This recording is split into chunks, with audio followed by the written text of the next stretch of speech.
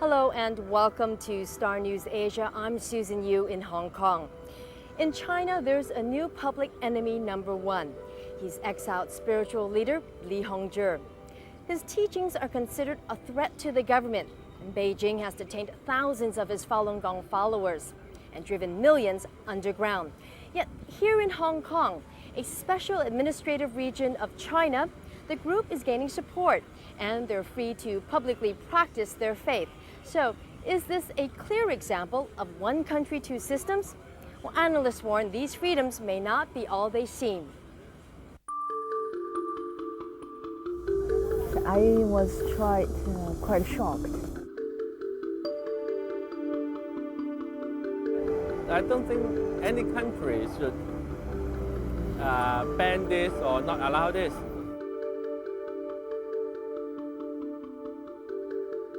If there had been a similar type of crackdown in Hong Kong, there would have been, well, as they say, hell to pay.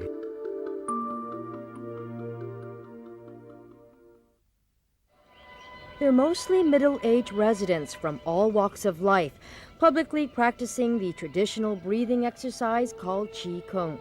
That, coupled with the belief of Buddhism and Taoism, and you get the law of Falun Gong.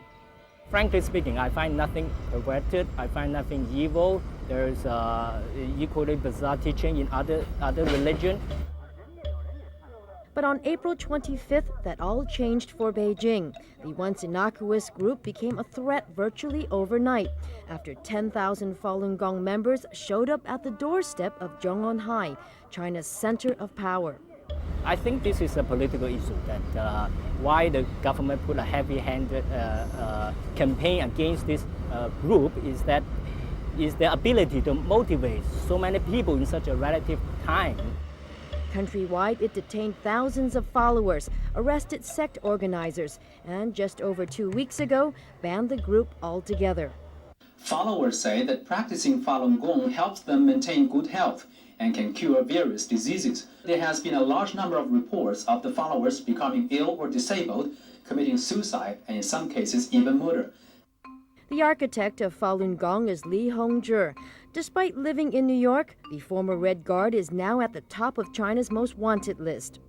Beijing has asked the U.S. to extradite Li, but since no extradition treaty exists between the two countries, Li is safe for now. Beijing has stamped a 50,000 yuan bounty on his head, testimony of its resolve to get Li, who claims to have supernatural healing powers.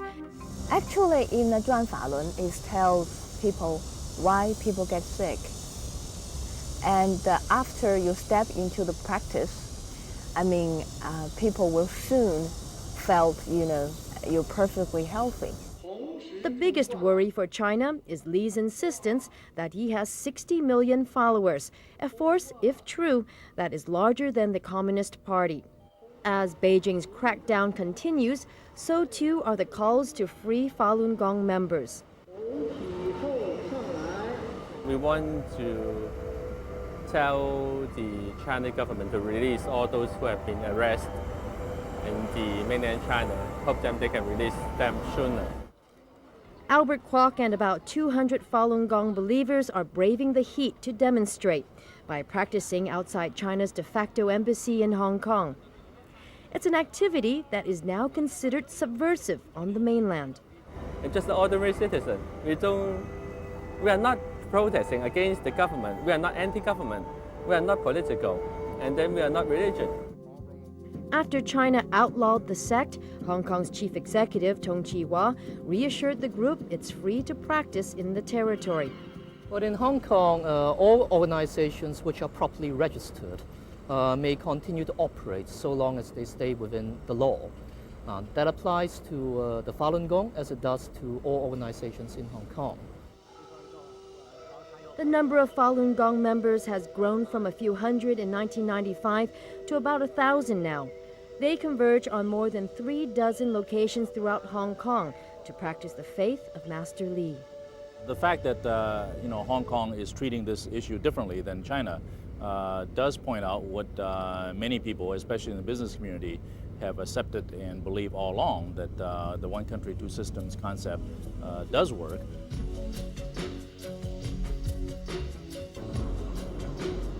Before Hong Kong's handover in 1997, the Falun Gong applied to become an official society.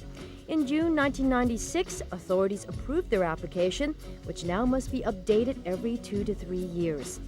Hong Kong belongs to China now, and they may have, from the SAR government side, they may have a pressure from the central government, but I think, still, up to them, there's a totally different legal system. Sophie Xiao is an investment analyst for a multinational company in Hong Kong, and the 32-year-old has good reason to be concerned. Both my sister and mother were detained, after the 21st crackdown, but they were released like a couple of days later. In China now, they're doing the re-education. They have to watch this television or listen to the radio for hours. Across the border, Falun Gong books, videos, and tapes, millions of them, have been confiscated and destroyed. In contrast, the teachings of Master Li are available openly in Hong Kong and, of course, on the internet. But some believe the material is too sensitive. I've heard from a couple of sources. In contrast, the teachings of Master Li are available openly in Hong Kong and, of course, on the internet. But some believe the material is too sensitive. I've heard from a couple of sources, the major bookstores not selling this Falun Gong books anymore. Too politically sensitive? We don't know. And when you take Hong Kong's track record into account, some aren't surprisingly cautious. Certainly, given the recent controversy over the right of abode ruling, the questions about rule of law have been raised enough, particularly over the last 6 months or so. Once they start to create a loophole, the hole will grow and grow and grow. So there's no congratulations to Hong Kong people that this Falun Gong group can continue to operate in Hong Kong. As it is now, you basically have a lot of business people who will say, yes, we're confident in Hong Kong, we're confident in the rule of law in Hong Kong. You have justices say the same thing. However, if you really probe, a number of them will say, well, we're still watching. Leung Kwok Kong is a permanent fixture on the political scene. He fronts the April 5th Action Group, which is known for its very vocal stand on civil liberties. And this is his advice to the Falun Gong. There are enough ordinances to suppress their rights. For example, a novel assembly ordinance is a very, very suppressive ordinance for me. It's a lot of restriction on the public gathering. The Falun Gong leader has visited Hong Kong 3 times since 1995, but it's unclear if Li Hongzhi will be welcomed back. They are hypocrites. So how come Mr. Li Hongzhi, as a U.S. resident, cannot come to Hong Kong? If the SAR government claims itself is running by the rule of law, they can give a very, very precise answer. We never comment specifically on the potential admission of any particular person to Hong Kong. We will always administer our immigration regime according to Hong Kong laws.